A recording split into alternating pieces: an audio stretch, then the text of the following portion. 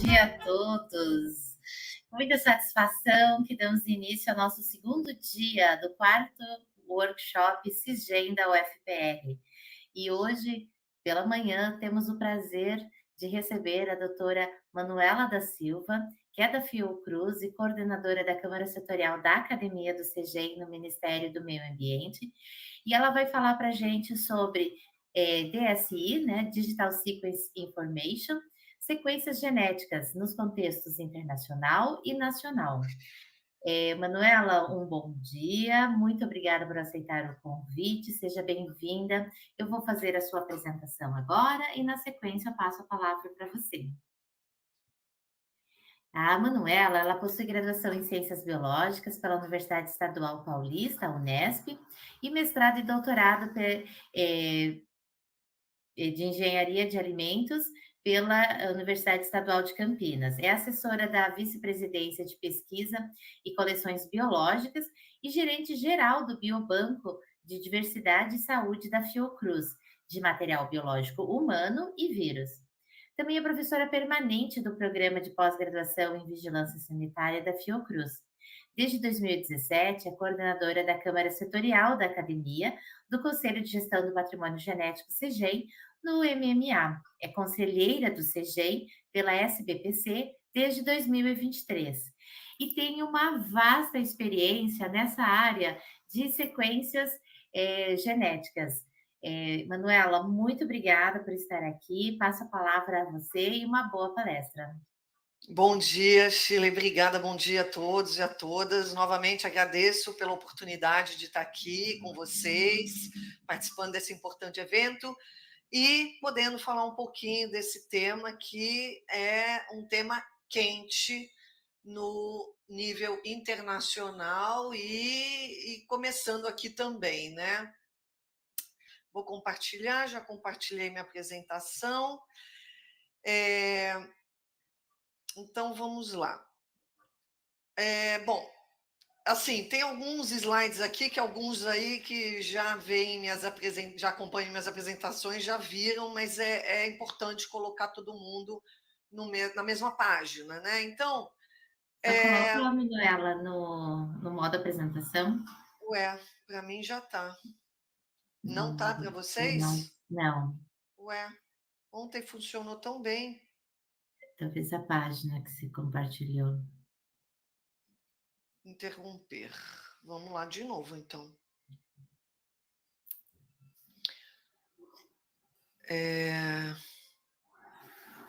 Janela. Tá, ela apareceu, mas não tá no modo de apresentação. Agora, ela está? Não. Então, vamos fazer daquele jeito slides, né? Uhum.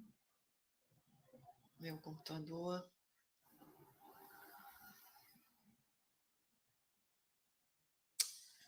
É uma pena. Bom.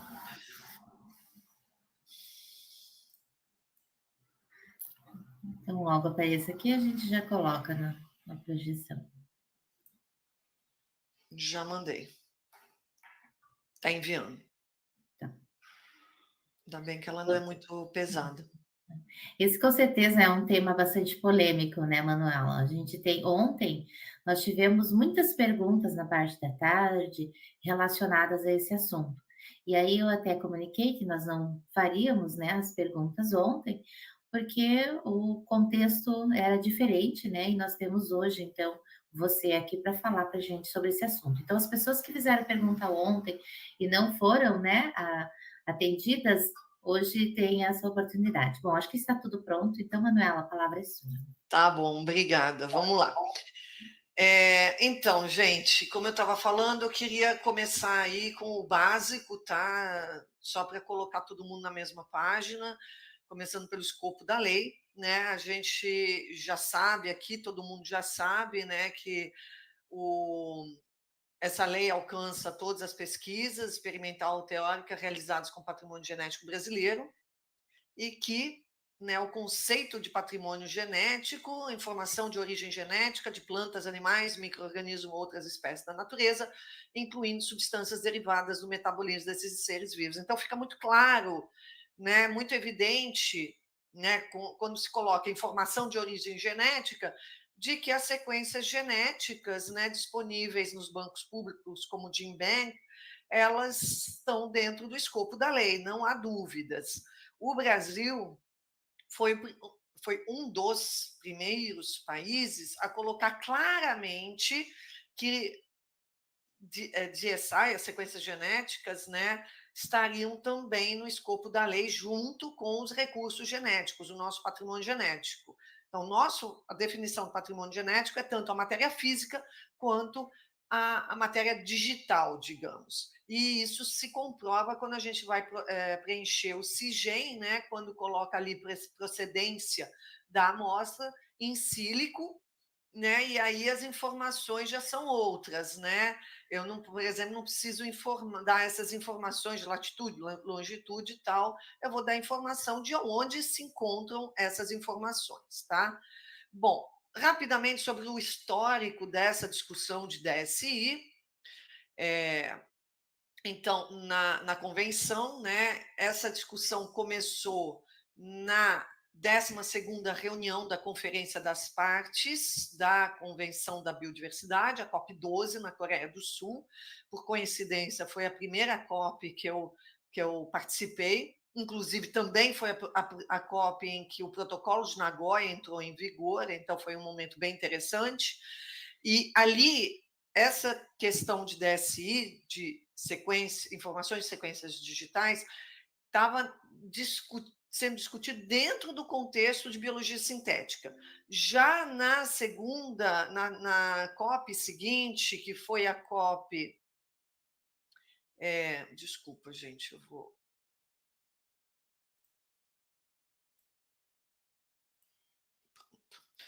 Na COP 13 em Cancún, no México, 2016, o tema já apareceu dissociado biologia sintética e já começou a tomar corpo, né?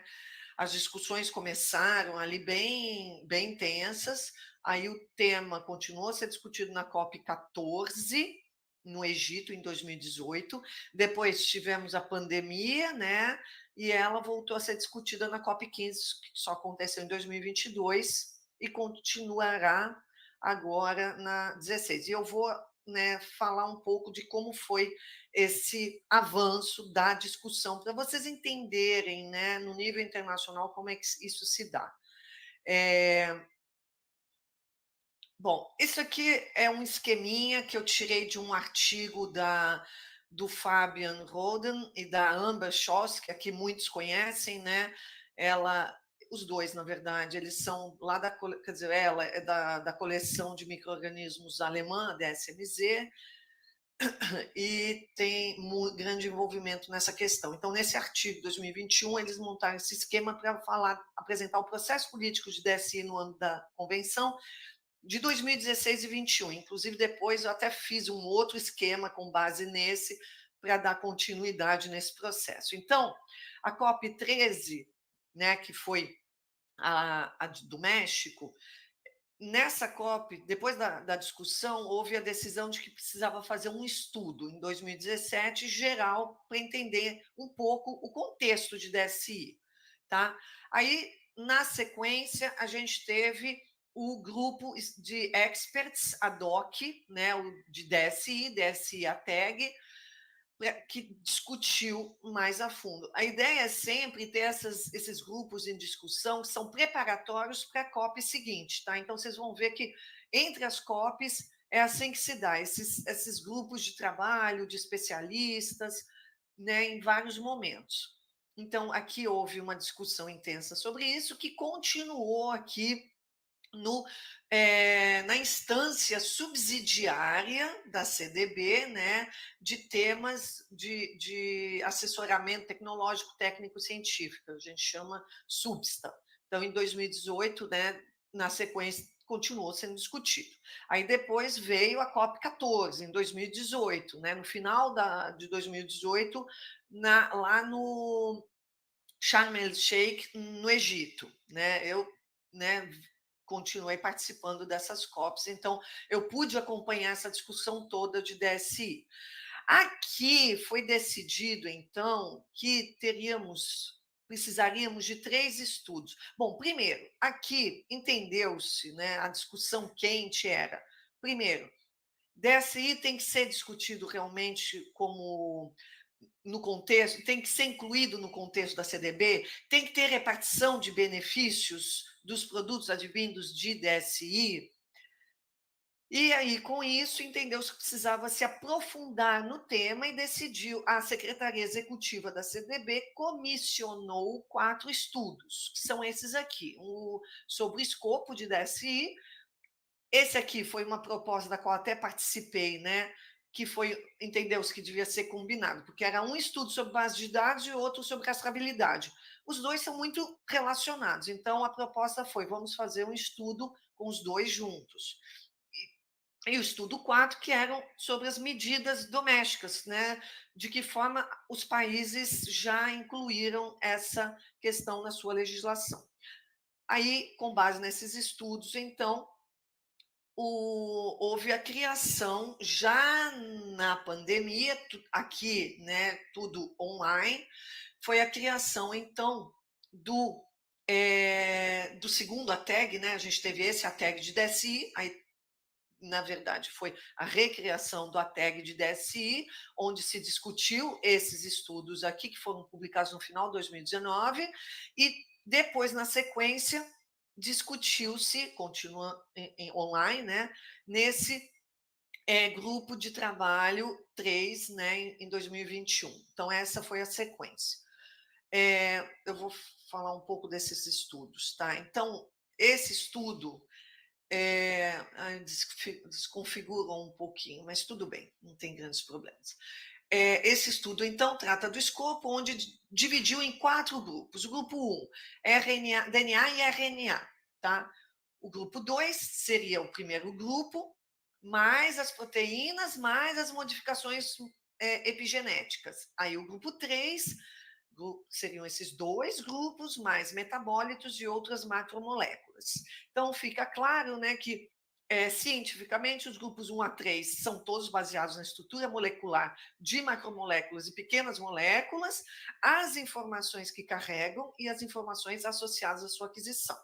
E teria um 4º grupo que inclui informações que não estão relacionadas à estrutura molecular ou informações associadas à sua aquisição. São informações gerais, inclusive pode incluir conhecimento tradicional associado, tá? Então, esses são os grupos mais diretos, mais estritos, né? Esse grupo mais estrito, esses grupos mais intermediários, e esse é um grupo muito mais amplo. A gente tem usado, desde então, esse termo DSI, mas não existe uma definição formal, tá? A gente usa esse escopo de uma forma geral. E aí, o 4º estudo, né, como eu falei, são sobre as medidas domésticas, como os países regulamentaram a repartição de benefícios a partir do uso de DSI. E aí, obviamente, tem também, né, nesse estudo, incluiu uma análise sobre a legislação brasileira, que foi um dos primeiros países a incluir isso na sua legislação. Já o grupo 2 e 3, então, né, foi uma iniciativa da Amber Schoss, que levou isso para o nosso uma rede, né, o Global Genome Biodiversity Network, do qual eu participo, do comitê executivo com ela e com outros membros. Então, ela propôs isso para nós, a gente achou interessante participar desse estudo, e aí esses aqui são os 4 principais autores, né, o Fabian, que é daquele outro estudo junto com a Amba, esses 2 aqui, e mais os autores colaboradores, né? E eu tive a oportunidade, como eu falei, de participar desse estudo. Foi realmente muito, muito interessante. Aí, na sequência, né, parte desse grupo deu origem à rede científica de DSI, DSI Scientific Network, com a liderança da Amber Schoss, que, inclusive, inicialmente, essa rede foi albergada na no site, na página web da coleção alemã de micro-organismos, DSMZ. Hoje ela já tem uma página própria, né? Está aqui, como vocês podem ver. Eu convido a todo mundo a entrar, a se inteirar, porque ali tem várias explicações, né? O que é DSI e atualizações dos eventos, as statements, né, que a gente tem feito, declarações e tal. E também esse artigo que eu vou entrar um pouco mais, tá? Foi também um artigo do qual eu participei com vários colegas da rede de DSI, né? Então a gente publicou em 2022 na Nature Communication, delineando uma proposta de política que garantiria uma repartição de benefícios justa e protegeria o acesso aberto ao DSI, promovendo a conservação da biodiversidade. Então, esse foi um momento importante que a gente entendeu que tinha que explicar através de um artigo que seria, né, a intenção era para explicar aos tomadores de decisão, os representantes das delegações dos países parte, que participam das discussões lá na CDB e nessas instâncias várias que eu mostrei para vocês, para eles entenderem que era necessário manter o acesso aberto das bases de dados públicas, como as bases do INSDC, né, do qual o Jim Bank é um deles, junto com o Banco Japonês, junto com o Banco Europeu. Então, manter esse acesso aberto e separado da repartição de benefícios. Porque eu ontem, né, a gente falou muito do protocolo de Nagoya, para quem assistiu ontem, são acordos bilaterais, de um país com o outro, onde você tem o acesso, né, e ligado ao acesso à repartição de benefícios quando ela existe. No caso de sequências genéticas, isso é impossível. Pouquíssimos produtos são desenvolvidos com uma sequência, duas sequências, e, né, das quais a gente sabe a origem. Então, acordos bilaterais são praticamente inexistentes. Vão, sim, talvez acontecer um ou outro, mas são pouquíssimos. Vai haver quando tiver conhecimento tradicional associado, de origem identificada, sim, mas na grande maioria não. Então, a proposta aqui é um mecanismo multilateral, onde o acesso é separado da repartição de benefícios, onde a gente também defendeu aqui nesse artigo a necessidade de um sistema simples, pois a ciência já é complicada, portanto, os marcos legais não podem ser. Também defendemos a harmonização entre os vários outros tratados internacionais que também estão tratando de DSI. Ontem eu comentei, né, o tratado de plantas, né, de recursos genéticos fitogenéticos, o tratado dos recursos genéticos marinhos, fora da jurisdição marinha, e o da OMS, né, do Tratado de Pandemia e tal, e garantir, né, e aí, tendo repartição de benefícios de uma forma simples, né, a gente aumenta a repartição de benefícios, a gente vai garantir a conservação, o sustentável e o crescimento verde, tá? Então, esse é o resumo desse artigo. Aqui, então, como eu falei, usando aquele esquema, né, eu montei, então, um esquema da continuidade de 2022 a 2024. Então, tivemos a COP14, a última antes da pandemia.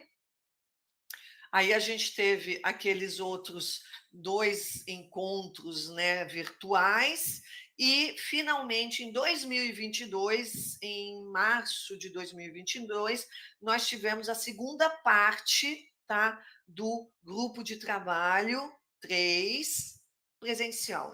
Essa inclusive foi a minha primeira reunião depois presencial, né, evento presencial depois da pandemia. Aqui a gente continuou discutindo muito a questão de DSI e uma das decisões foi que a gente teria o grupo assessor informal, Informal Advisory Group, nesse caso virtual, até, né, na sequência, né, preparatória para a COP seguinte, que aconteceu em Montreal. Seria na China, mas no último momento não pôde ser e foi em Montreal.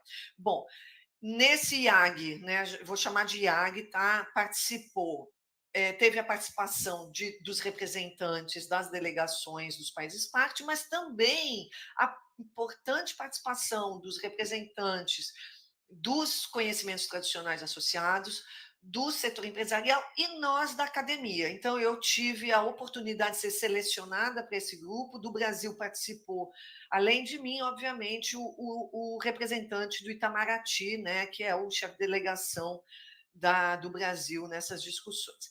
Então, depois de muitas reuniões do IAG, né, a gente trabalhou muito com essas matrizes aqui, várias matrizes, foi um trabalho muito interessante, e para, então, fazer propostas de opções de como considerar, né, a solução para a DSI, de como tratar a DSI, o que, que a gente faz em relação à DSI.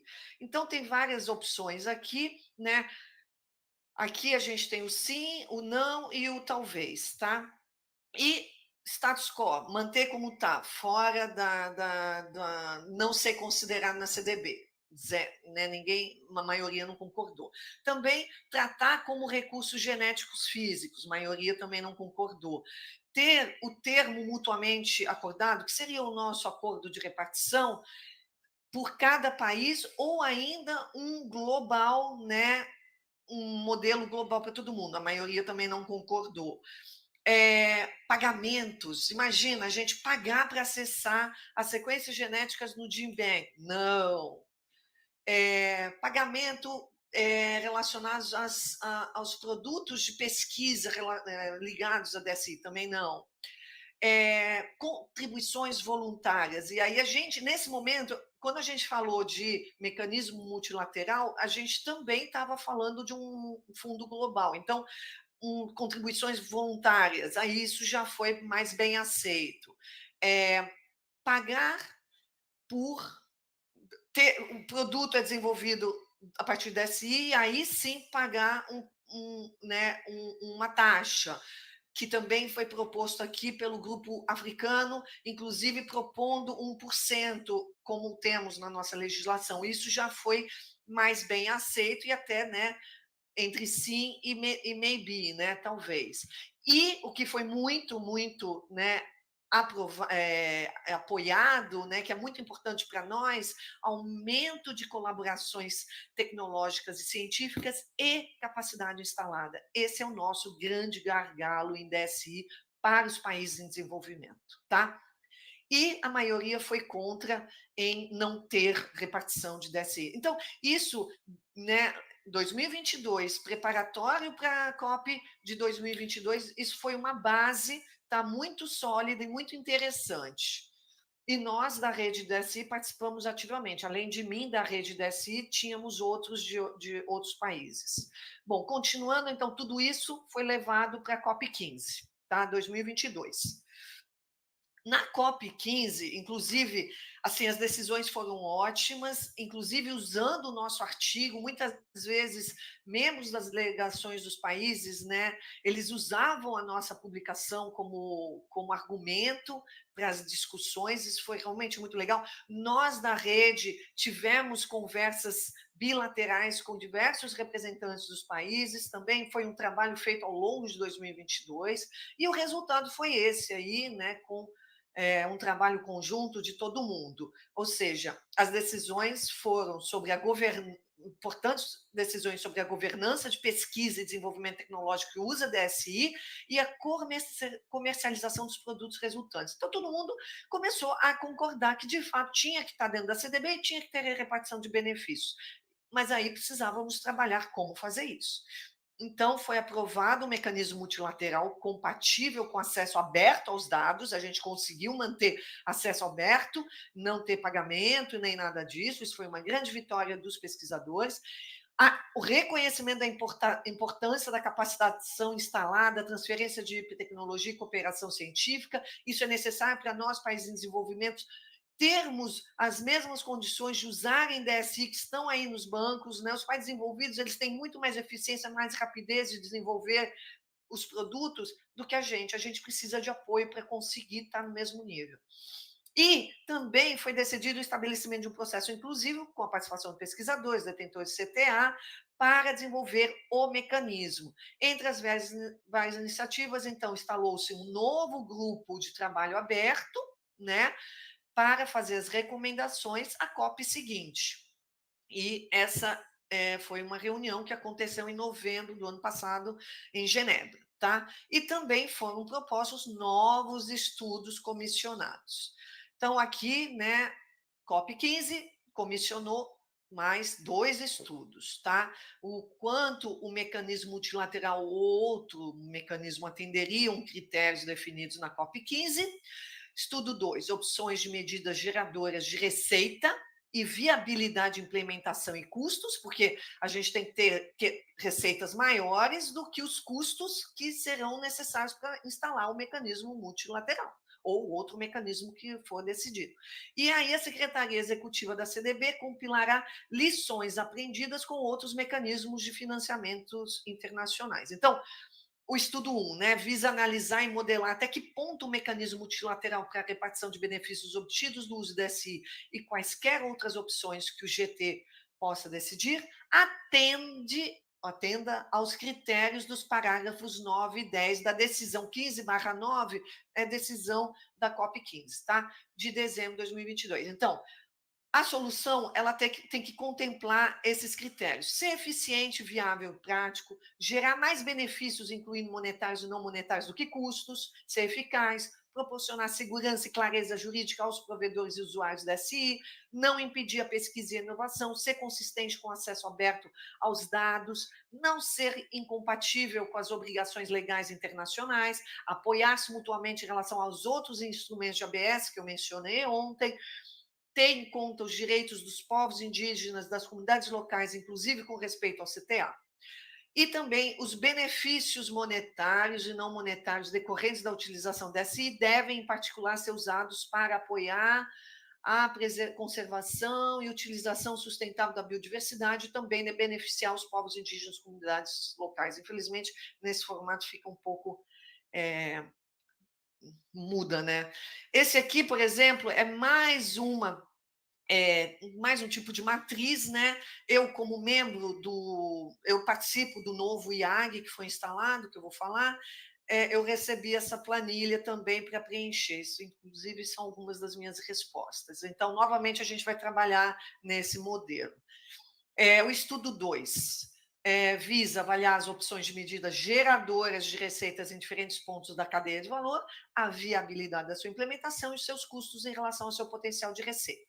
E essa questão da compilação de lições pela Secretaria Executiva, então, a ideia é compilar as lições aprendidas com outros mecanismos de financiamentos internacionais, tais como o Fundo de Repartição de Benefícios do Tratado Internacional sobre Recursos Fitogenéticos para Alimentação e Agricultura, o TIFA, que eu mencionei ontem. Eles têm um fundo de repartição, mas que ainda realmente reuniu pouco recurso, tá?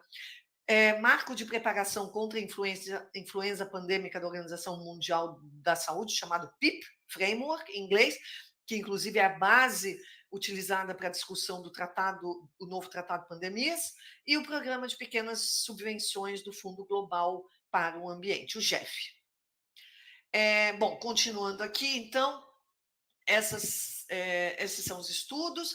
Aí, então, a gente teve, né, como eu falei, né, o novo grupo de trabalho em Genebra, eu participei dessa reunião também, e nesse grupo a gente lá foi decidido que nós teríamos um novo grupo assessor informal, IAG, do qual eu também, né, felizmente, fui novamente selecionada para participar. Dessa vez, do Brasil participam os 2 representantes do MRE, mais a Luísa, que representa o setor empresarial, e eu.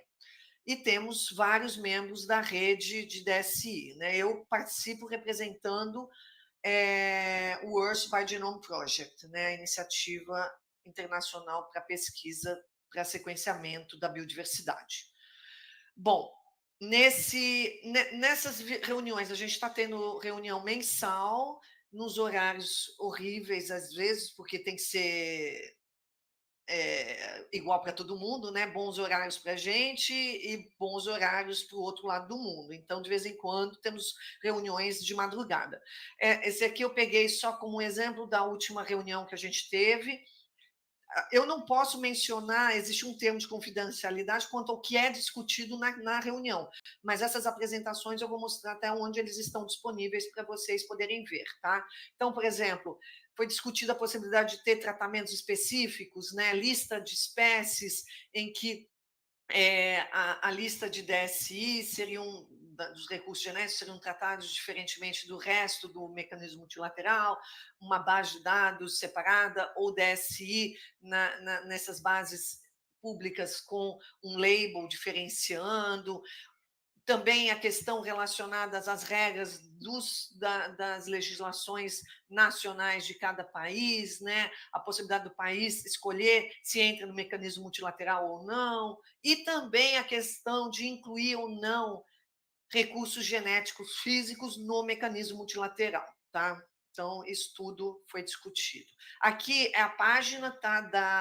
da própria CDB, é uma página nova que traz informações sobre esse tema. E aqui, se vocês clicarem aqui, vai entrar aqui informações sobre o nosso IAG, tá? E aqui as apresentações de todas as reuniões que a gente teve. A gente vai ter a última reunião em junho, preparatória para essa reunião aqui, que vai ser em Montreal em agosto, do qual eu também vou participar, vai ser específico, então, um grupo de trabalho em DSI, que vai discutir tudo isso que a gente está fazendo, vai discutir esses estudos aqui e tal.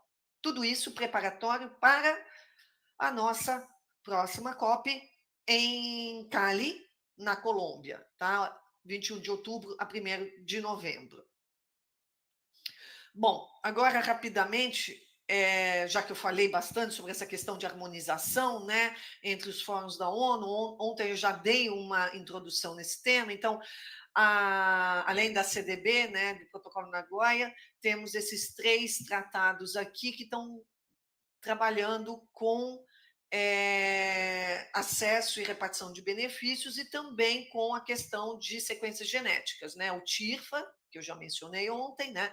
Tratado Internacional de Recursos Fitogenéticos, o Tratado sobre a Biodiversidade Marinha da área fora da jurisdição nacional, o BBNJ, e o Tratado de Pandemias, né? Como eu falei, o BBNJ ele já está usando no tratado que eles aprovaram no final de 2022, com base nas discussões que a gente teve na COP e nesses grupos, né, entre uma COP e outra,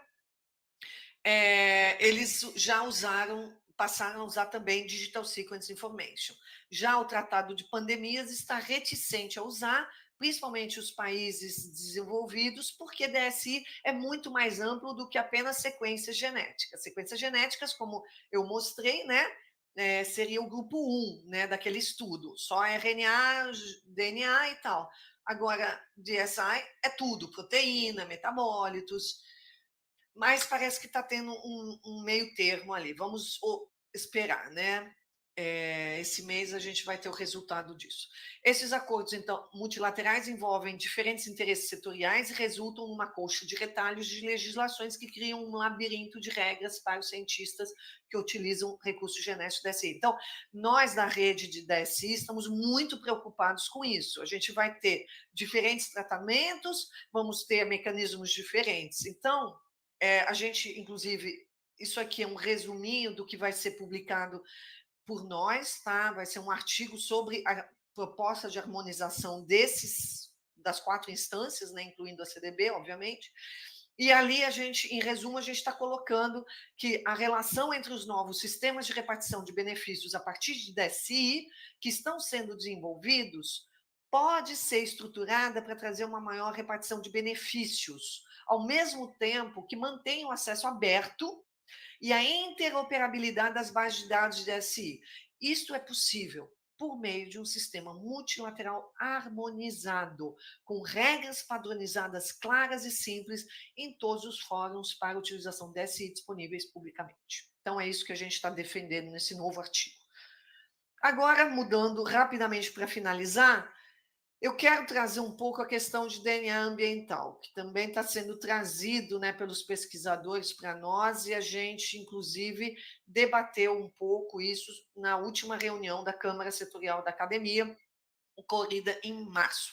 Eu aproveitei, né, obviamente com autorização, uns slides da aula que a Maria Inês Ferreira de Siqueira, do Jardim Botânico do Rio de Janeiro, tem, né? Ela dá essa aula junto com a Estela Mata de Lara Rocha, que inclusive foi aluna dela, né? E hoje é pesquisadora do Instituto Nacional da Mata Atlântica. Então, essa é uma aula delas, trazendo a questão do DNA ambiental e da questão do mercado de biodiversidade. A gente tem o mercado de carbono e agora, cada vez mais, o mercado de biodiversidade. Então, só para vocês terem uma ideia, né? Na introdução que ela dá, né, ao mercado de biodiversidade, ela traz o seguinte, né? A biodiversidade pode ser definida como a diversidade de genes, populações, espécies, comunidades, ecossistemas e ambientes terrestres e aquáticos. Inclui também a riqueza e diversidade de espécies, assim como de ecossistemas. Todos aí vocês já estão super conscientes disso, né? A biodiversidade mantém a estabilidade, funcionalidade e sustentabilidade dos ecossistemas. Todos os serviços ecossistêmicos dependem da diversidade de espécies para sua manutenção, inclusive os serviços de sequestro de carbono e serviços hídricos. Os serviços, esses são então os serviços de biodiversidade que podem ser dimensionados em escala global através de informações genéticas e dos compostos químicos encontrados em espécies silvestres. Aqui entra o chamado DNA ambiental. E os mercados podem produzir o financiamento em escala e os incentivos necessários para que as empresas e as economias se alinhem melhor com a estrutura, na verdade, é o Marco Global da Biodiversidade, que foi o Marco Global aprovado em 2022 na última COP, e o Acordo de Paris, que já é da COP do clima. Tá? Então, são os dois marcos, né, que são usados como base para essa discussão aí do mercado de carbono e de biodiversidade. E aí, né, elas trazem o conceito de DNA ambiental na quantificação e valoração da biodiversidade. Então, o DNA ambiental é uma mistura de DNA genômico, oriundo de organismos inteiros ou parte deles, presentes em amostras ambientais.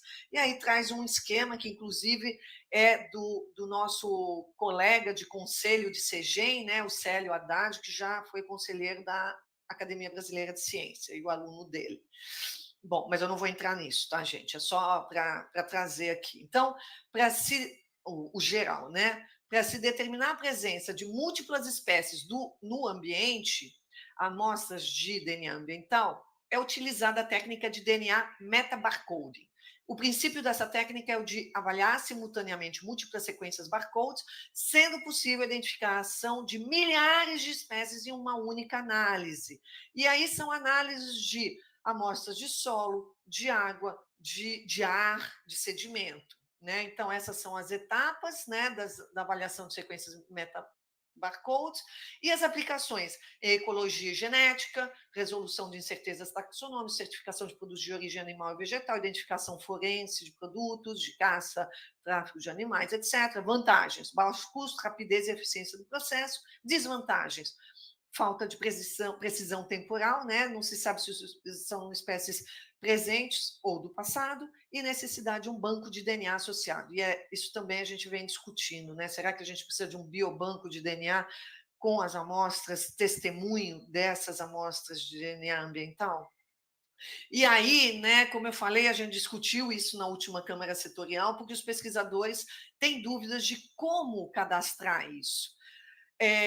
É verdade que uma possibilidade nesse momento é colocar impossibilidade de identificação, só que existe um certo compromisso de ter que voltar ali para identificar, para informar. E aí não tem como, porque são milhares e milhares e milhares de sequências. Então, fizemos uma proposta, né? Estamos fazendo uma proposta para o CIGEM utilizar essa opção aqui, ó. Trata-se de micro-organismos não isolados? Sim. Se for sim, você só coloca domínio, né? E aí você pode colocar até fazer 3 registros: domínio arqueia, eucária e bactéria. Se a gente puder ter um outro campo, trata-se de análise do DNA ambiental? Sim. teríamos a mesma coisa. Então, a proposta é essa, e talvez até propor uma resolução que defina melhor as regras e também para os pesquisadores saberem como fazer. E com isso eu finalizo e agradeço aí a atenção de todos vocês. Obrigada. Muito obrigada, Manuela, por essa excelente apresentação. Eu acho que você jogou, né, bastante assuntos aí no ar para a gente fazer uma discussão agora. A gente tem uma série de perguntas, né, já aqui no chat para passar para você. E tem muitas, né, muitos aspectos que os pesquisadores têm levantado. Desculpe. E ontem, por exemplo, nós tivemos muitas perguntas relativas aos cadastros, né? E como tem sido discutido toda essa questão em nível internacional e mesmo nacional, de como, né, e quais são as regras para esse tipo de cadastro de sequências, muitos pesquisadores, né, eu diria a grande maioria, não tem feito nenhum cadastro de sequências. Então tem algumas perguntas, assim, bem básicas, algumas dúvidas, né, que sempre surgem, e que eu acho que seria interessante, antes de a gente abrir para uma discussão mais ampla, a gente discutir esses temas, né. Então, dúvidas que surgiram ontem e que têm sempre surgido, em relação a que tipo de sequência que precisa cadastrar, né? Algumas pessoas têm a ideia de que eu só preciso fazer o cadastro no SISGEM nesse momento, né, de conforme está a legislação, se eu estiver produzindo as sequências a partir de patrimônio genético, né, e não simplesmente acessando a partir de bancos. Então, se você puder fazer só um resumo em relação a essas questões, eu acho que muitas das dúvidas, elas já ficam respondidas. Bom, então, como eu expliquei no início, não tem dúvida que as sequências genéticas são parte do patrimônio genético e têm que ser cadastrados no SIGEM. Lembrando que o cadastro tem que ser feito antes de divulgar os resultados, antes de fazer pedido de patente, fazer remessa. Bom, nesse caso não haveria remessa.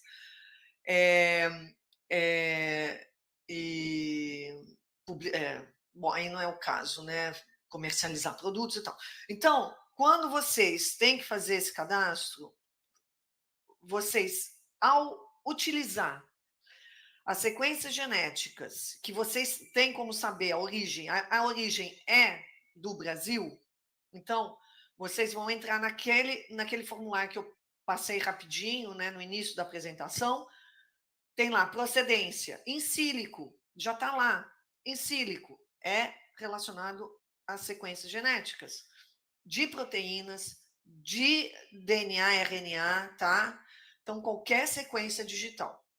Aí vocês vão incluir ali a origem, em que banco está e qual é o código, né? E o link para onde, né, esse material está disponível. Isso já foi facilitado, o SIGEM já facilitou em não ter que obrigar a colocar localização, latitude, longitude, essas coisas. Porque já é um entendimento que essas informações estariam no GenBank. A gente sabe que até recentemente não era obrigatório no GenBank e nos outros dois bancos a informação da localidade, era voluntário. Graças a todas essas discussões que a gente teve nos últimos anos, os responsáveis pelos 3 principais bancos finalmente entenderam, já que houve entendimento que DSI está no escopo da CDB, que está no escopo do patrimônio do Protocolo de Nagoya, que tem repartição de benefícios, e é isso que a gente está discutindo, e é isso que a gente espera, como vai ser esse mecanismo agora na Colômbia, agora em outubro. Então, eles entenderam finalmente que precisava colocar a obrigação da localização da onde vem o recurso genético, de onde foi obtida a sequência. Então, hoje vocês podem ver que é obrigatório, mas é claro que tem todo um backlog aí de sequência genética sem a informação. Então, mas quando tem como encontrar a informação de que é do Brasil, é uma planta que é endêmica do Brasil, aí vocês façam esse cadastro em colocando essa informação. Quando vocês fazem a sequência, né, vocês produzem as sequências, fazem o upload nas bases de dados, isso entra como resultados obtidos. Então, vocês têm o campo lá de resultados obtidos, e aí vocês podem colocar ali que vocês. Porque isso é um resultado da sua pesquisa. Você fez a pesquisa, você fez o sequenciamento, isso é uma parte, né, inerente à sua pesquisa. Então, é um resultado da pesquisa. Você coloca ali no campo resultado de pesquisa depois que você fez. Inclusive, você pode voltar para aquele cadastro, isso você pode ter finalizado o cadastro, e aí você fez o sequenciamento daquela espécie, você volta lá e coloca a sequência. Acho que eu respondi, né, Shirley? Sim, Manuela. Eu vou colocar uma pergunta, antes de a gente entrar numa discussão um pouco mais geral sobre o assunto, eu vou colocar uma pergunta aqui só para você entender o tipo de pergunta que a gente tem recebido e várias que vieram ontem, tá? Que é bem dentro desse contexto que você estava respondendo. Sim, cadastramento de sequências oriundas de estudos taxonômicos e pesquisa básica brasileira precisa ser cadastrado. Lembrando, sistemática, taxonomia, filogenia, estudos clínicos, tudo isso que envolve a biodiversidade brasileira, incluindo as sequências genéticas, precisa ser cadastrado. Em sílico, seria somente as sequências usadas do GenBank, correto? Não. Em sílico também inclui as sequências de proteínas, tem um banco específico, né? Também proteínas, metabólitos, tudo que é digital. Em sílico é tudo que se faz no computador, tá? Eu também não Exato. sabia até algum tempo atrás, tá, gente? Porque não é a minha área. E aqui talvez a pergunta somente as sequências usadas no GenBank é no sentido não de restrição de bancos de dados, mas nesse contexto que você estava explicando, a sequência que eu gerei, né? Não a sequência que eu estou baixando do banco de dados. Eu imagino que seja por aí a pergunta dela, né? Bom, nós temos uma série de outras perguntas. Você acabou de responder isso, né? Sequências de bancos de dados utilizadas precisam ser cadastradas também, Sim, principalmente essas, né? Desde que elas provêm de patrimônio genético brasileiro. exatamente. Vocês Uma não vão dúvida. cadastrar nada que seja exótico, porque, como eu falei ontem, a nossa legislação atual ela é só de país provedor, tá? Então, o CIGEM ele foi montado apenas para a nossa biodiversidade e CTA. É claro que, como a gente conversou ontem, né, agora tem que se produzir, né, se estabelecer as regras de como fazer quando se utilizar material de outros países. E isso ainda está sendo elaborado. Mas estrangeiros que utilizem as nossas sequências genéticas também têm que cadastrar. E tem que se Exato. associar para cadastrar isso. E uma outra dúvida que surge de vez em quando, que não está aqui agora no chat, mas é uma pergunta bastante frequente, uma dúvida frequente, é assim: a sequência não foi gerada por brasileiro, mas foi a partir de um PG brasileiro. Portanto, essa sequência, mesmo não gerada por um pesquisador brasileiro, não depositada por um pesquisador brasileiro, ela também é PG brasileiro. E infelizmente, pela nossa legislação, esses estrangeiros estão ilegais, se a gente for Exatamente. ao pé da letra. Só que, como eu mencionei ontem, vai ter uma mesa só sobre isso. Infelizmente, hoje em dia, o pesquisador estrangeiro não tem nem como cumprir a legislação brasileira, Uhum. porque ele precisa se associar a uma instituição brasileira que vai fazer o cadastro para ele. E isso traz dificuldades que a gente já vem pontuando desde 2018. O estrangeiro não tem como descobrir com quem ele vai se associar e a instituição brasileira não pode simplesmente entrar num projeto do qual ele não participa para fazer um cadastro. E é isso que a gente está tentando resolver nos últimos anos, no âmbito da Câmara Setorial da Academia, e que finalmente, com o importante apoio do governo atual, a gente vai conseguir resolver finalmente isso através desse pré-cadastro acessível aos estrangeiros e uma rede de coleções, de instituições brasileiras que vão estar aptas a serem as parceiras científicas para pesquisadores estrangeiros que não têm colaboração científica no Brasil. Porque aqueles que têm colaboração científica, é tranquilo, né? O pesquisador entra no cadastro da instituição brasileira e pronto. Isso mesmo, obrigada.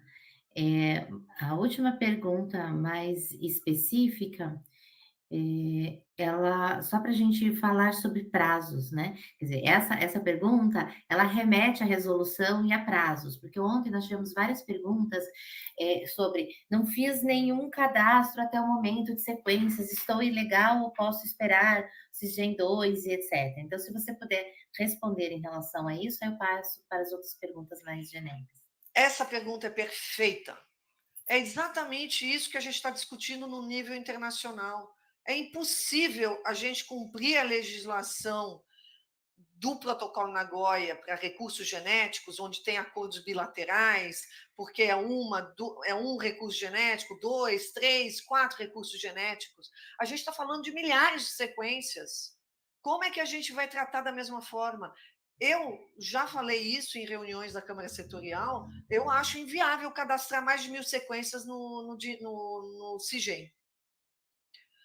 Assim, eu não sei, eu realmente não saberia como orientar, porque tem que ser cadastrado, mas uma a uma não é possível. Talvez colocar que a impossibilidade de identificação, eu não sei, ou tentar usar aquela planilha, né, que a gente trabalhou junto ao MMA, que está disponível junto à resolução 26, né, que a resolução 26 integrou a resolução 9, que é onde a gente disponibilizou, então, essas planilhas para que o pesquisador, em vez de preencher campo a campo no cadastro, colocasse na planilha. Se for possível, usar isso. Se não, eu juro, Shirley, eu não sei o que orientar, porque se a gente está discutindo isso no nível internacional, que não é viável seguir a legislação de recurso genético físico no nível internacional, eu acho que no nível nacional isso também tem que ser considerado, como já discutimos Sim. anteriormente. Então, a minha sugestão nesse caso é que a gente faça o depósito na modalidade POP7, onde você não faz o depósito individual de sequências, mas você faz o depósito de todas as sequências daquele estudo, né, que você gerou, de uma só vez no GenBank, e ele gera um POP7. E esse POP7, ele poderia ser informado, né, na hora do cadastro no Sisgem, você não vai informar o código um a um das sequências, mas você informa o POP7, o link do POP7. E aí você tem acesso, né, a fiscalização pode acessar todas as sequências presentes nesse POP7, porque ele dá acesso aos códigos individuais. Então, essa é uma alternativa quando você precisa depositar um número muito grande de sequências. Maravilha, acabei de aprender algo novo. Eu acho que Excelente. ajuda bastante. De qualquer forma, o prazo ele não está contando ainda, né? Então, relativo às perguntas de ontem, em relação a estou atrasada, estou ilegal, na verdade, tem a resolução 26? 28? 28, não lembro 26 mais. não, 26 é que reúne as Isso. várias resoluções que a gente aprovou lá no CGEM. Que 28, eu diz que o acho. prazo não está contando ainda, exatamente porque é desumano, né, a gente fazer esse cadastro individual. Mas fica a dica, né, de se tentar fazer o depósito como POP7 e tentar informar isso. Eu acho que ajuda bastante. Agora vou para as outras perguntas, que tem várias perguntas mais genéricas aqui, assim, mais do contexto da discussão internacional, inclusive, tá? Então, essa é a próxima pergunta, se você quiser ler. Quais os métodos DSI utilizados para elaborar tratados e regulamentações relacionados aos recursos genéticos marinhos? Métodos DSI? Assim, eu entendo, eu não acompanhei essa discussão, tá?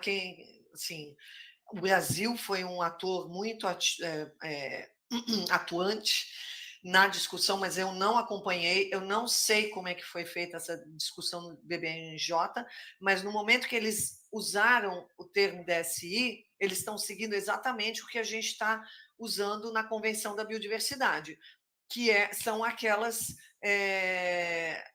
grupos, né?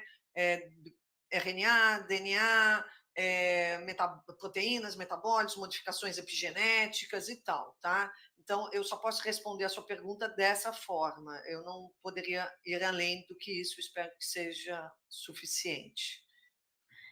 Tem outra pergunta relacionada ao mar aqui. Ser considerado como o DSI, Direito do Mar da ONU, pode ser considerado uma opção multilateral ganha-ganha. Da mesma forma que a gente está discutindo na CDB, né? Ou seja, manter o acesso aberto nas bases de dados, quando se desenvolver um produto de DSI, né, ter um mecanismo, através do mecanismo multilateral, de haver pagamentos por esses produtos que vão num fundo global, e esse fundo global vai ser revertido para a conservação da biodiversidade, uso sustentável e para os guardiões e guardiãs do conhecimento tradicional associado, tá? E é isso que a gente está discutindo na CDB, e eu imagino que é a mesma coisa que foi discutido no BBNJ, porque eles realmente fizeram discussões muito alinhadas ao que estava sendo discutido na COP anterior. A COP de 20. Foi em não, aconteceu a COP em Montreal e logo depois foi o BBNJ. Eu acho que foi até feito propositalmente isso.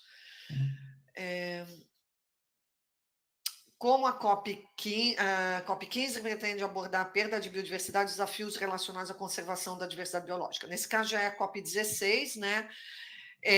Bom, isso aí está no novo marco novo marco global da biodiversidade, que na verdade você tem razão. O novo marco global da biodiversidade foi aprovado na COP15, certíssimo. Ele trouxe várias definições e propostas, né, e metas para reduzir a perda de biodiversidade e garantir a conservação. Mas é enorme, tá? Seria interessante você dar uma olhada, mas muito disso é através de fundos, tá? Então, parte do recurso indo para um fundo que vai ser revertido. E a discussão, inclusive, no contexto do DSI, é se o fundo específico do DSI deve estar atrelado a esse fundo do GEF, que é o global. E essa é uma discussão também espinhosa, mas que está se dando também, inclusive, no IAG, no grupo assessor aí, informal do qual eu participo com o Brasil. A próxima pergunta ela é bem relacionada com isso, né? É quase uma Quais repetição. são as expectativas em relação aos compromissos e metas que os países participantes devem estabelecer durante a COP15 para enfrentar os desafios ambientais globais com aumento climáticos? Então, assim, as expectativas são enormes. Tem metas bem assim robustas, tá? O Brasil teve uma participação muito legal, mesmo ainda sendo no governo anterior, como era já um momento de transição, porque foi em dezembro de 2022, a gente teve até representante do governo novo lá naquele momento, então a gente teve, né, uma posição bem mais legal do Brasil naquela ocasião, nesse sentido. Então, as expectativas são muito grandes e tá vendo, eu tive a oportunidade, inclusive, de, no ano passado, participar da COP do Clima pela primeira vez, e eu vi que muita coisa está sendo alinhado, né? O secretário executivo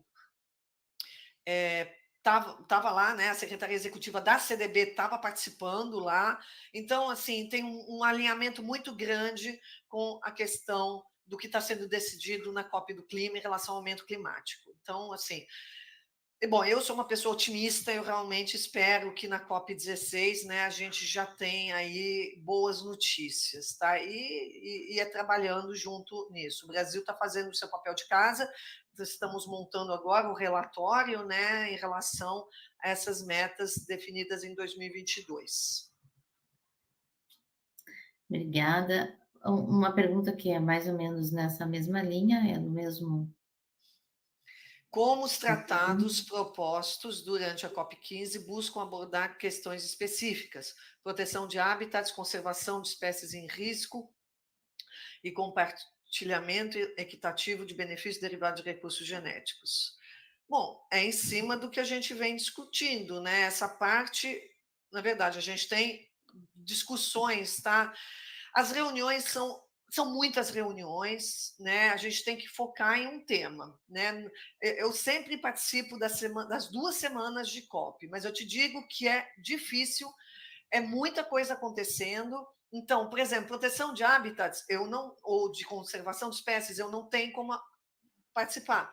Eu acompanho uma parte das discussões de Access and Benefit Sharing, que é o compartilhamento equitativo dos benefícios. E aí eu sigo totalmente a parte de DSI. E isso já me mantém ocupada durante as 2 semanas de reunião, inclusive com reuniões que vão tarde da noite e entram, inclusive, de madrugada. Então, é, o que eu posso te falar é em relação ao que eu acabei de apresentar sobre DSI. Obrigada, Manuela.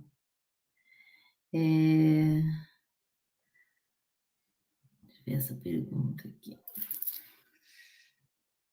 A CDB pretende trabalhar em uma legislação para dados de DSI usadas na produção de quimeras geradas por biologia sintética, biologia de sistemas, se sim, como pretende fazer o rastreamento destas?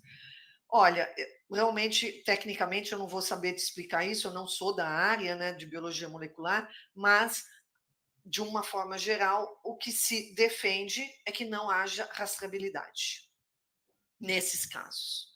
A rastreabilidade pode acontecer quando a gente trabalha com 1, 2, 3 sequências de origem conhecida, quando tem conhecimento tradicional associado. É isso que a gente está discutindo nessas várias reuniões aí dos quais eu participo. Mas, quando se trabalha com milhares de sequências, essas produções aí que envolvem pedacinhos de diversos lugares que não tem a mínima condição de saber de onde vem, e vem de diversos organismos diferentes, diversos lugares diferentes, é através do mecanismo multilateral, tá? Então, dissociar completamente acesso à repartição de benefícios, não ter essa ligação. É essa a defesa que a gente tem feito. Nesse contexto, eu não sei se talvez a pergunta esteja relacionada um pouco mais com isso, do ponto de vista justamente da biologia sintética, porque o grande problema, né, que a gente vê nisso, se por um lado, por exemplo, eu trabalho com taxonomia, né, então filogenia, a gente trabalha com centenas, milhares de sequências, então tudo que Sim, você não quer é ter que se preocupar com o cadastro dessa sequência, seja de patrimônio genético brasileiro, atendendo a nossa lei, seja sim. patrimônio genético de outros países, atendendo o protocolo de Nagoya. Então, é tudo que a gente não quer na vida. Mas, por outro lado, a gente sequencia genomas de, por exemplo, micro-organismos produtores de compostos, né? E você deposita em bancos de dados esses genomas.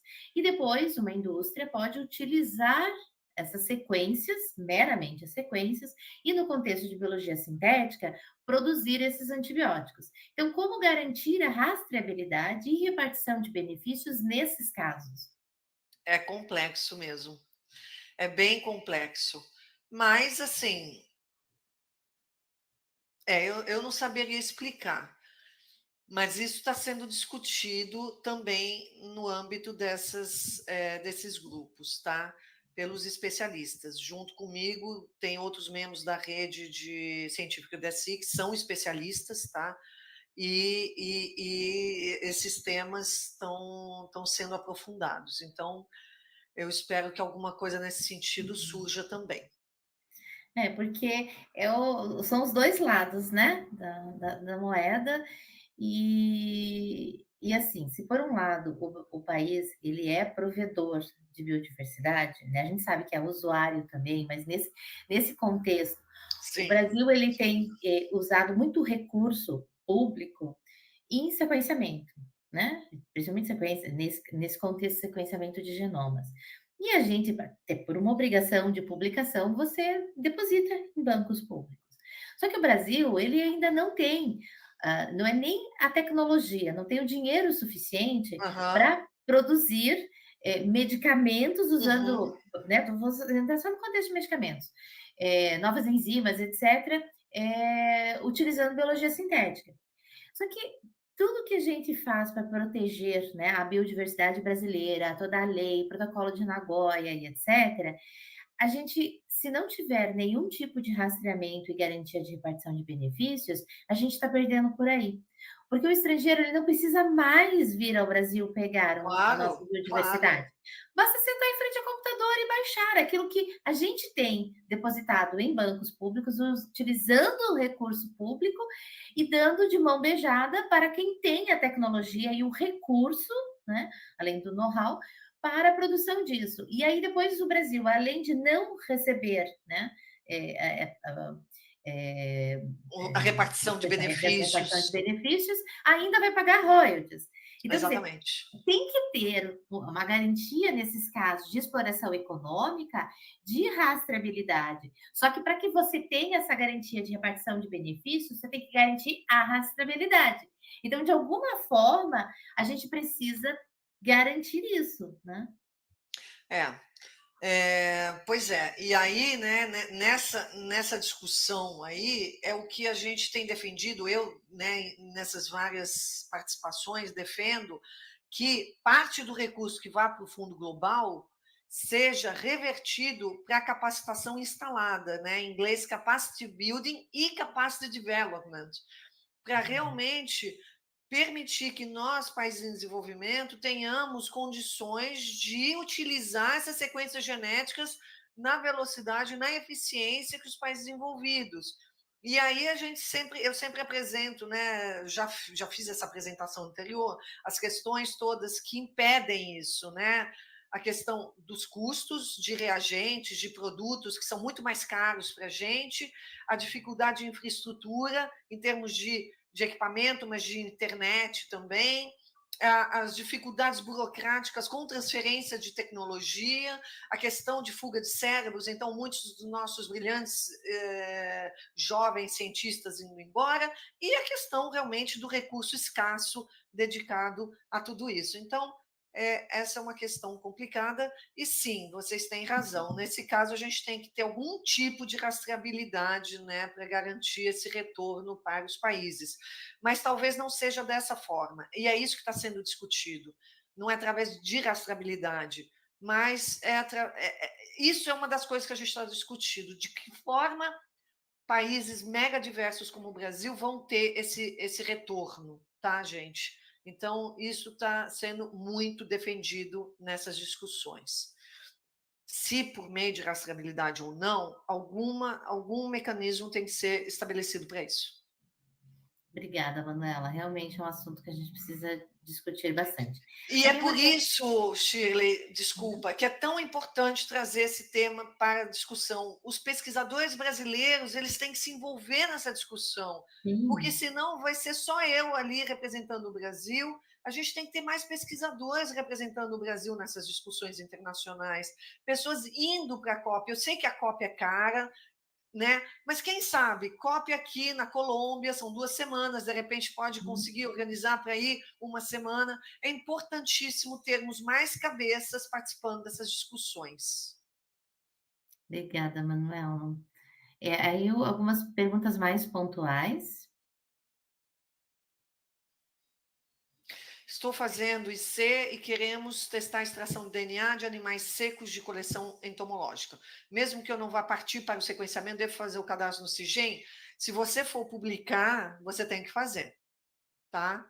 Porque a extração do DNA eu imagino que seja para caracterizar o animal seco, né? Faz parte de um estudo taxonômico, filogenético. Então, você vai ter que sim fazer o cadastro antes de publicar. A diferença aqui é que se você gerar sequências, né, você você tem a obrigação do depósito das sequências e etcétera, e esses códigos você alimentar lá como resultados, né, eventualmente, etcétera. Então, mas, de qualquer forma é cadastro, né, você está fazendo acesso, está fazendo pesquisa, está fazendo, né, às vezes Mas só para complementar, não é você aluno, né, é o seu sim, orientador e sim. orientadora que vão fazer o cadastro. Sim, muito bom, Manuela. Ontem, inclusive, teve uma pergunta, né, para o Desculpa, Shirley. te cortei, né, Shirley, Imagina, nesse não. Ontem teve uma pergunta relativa a isso, né, se o aluno ele poderia fazer o cadastro necessariamente em ser orientador, né.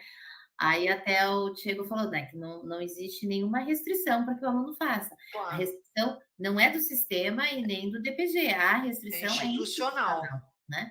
Então ali estávamos eu e o André, quer dizer, eu até mencionei, a UFPR a gente não habilita aluno Claro, como nem vinculado ao nós. UFPR, quem tem a obrigação de fazer o cadastro é o orientador, Isso. colocando o aluno como membro da equipe, e o André falou que na FURB é exatamente a mesma coisa, né. Idem na Fiocruz desde o início.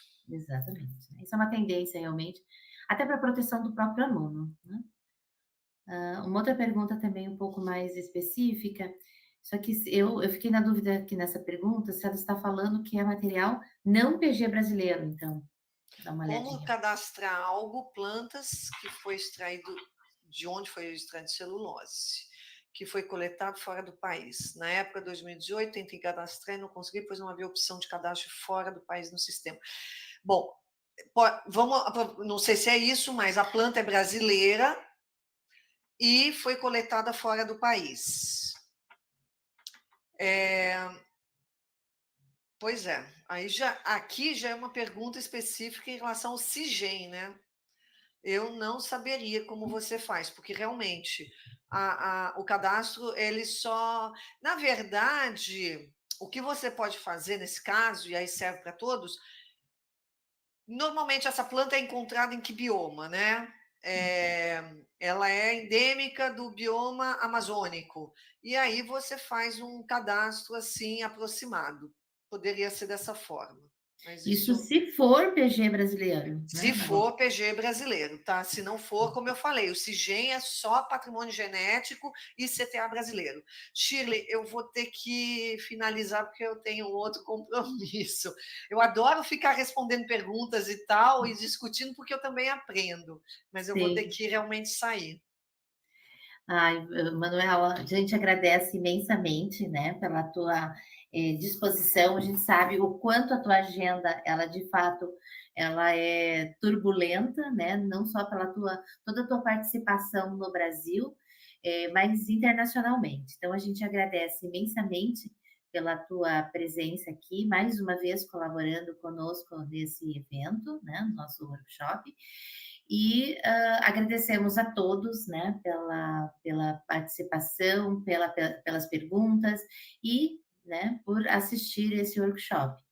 Então, nós vamos encerrar a nossa manhã, né, aqui, e retornaremos às 14 horas, com a mesa redonda Pesquisas Clínicas, o que, quando e onde cadastrar, às 14 horas, e depois às 3h30, exigências de associação de estrangeiros com instituições brasileiras para acesso ao PG brasileiro. Então, nós temos os assuntos bem quentes ainda para conversarmos no período da tarde. Então, Bom, eu Manuela, agradeço muito de novo estar aqui com vocês. Adoro participar desse simpósio, que tenhamos mais, porque pelo visto a gente ainda precisa, né, bastante, e é importante esse aumento aí de público, porque as pessoas estão entendendo a necessidade de compreenderem melhor esse tema. Então, novamente agradeço de novo essa iniciativa de vocês, Shirley, você encabeçando, né, a iniciativa da UFPR. Podem contar comigo nos próximos. Desejo uma ótima continuação de evento e que todos aproveitem ao máximo essa oportunidade. Um grande abraço aí para todos. Tchau, tchau. tchau e até à tarde. Uma boa tarde. Um bom dia a todos.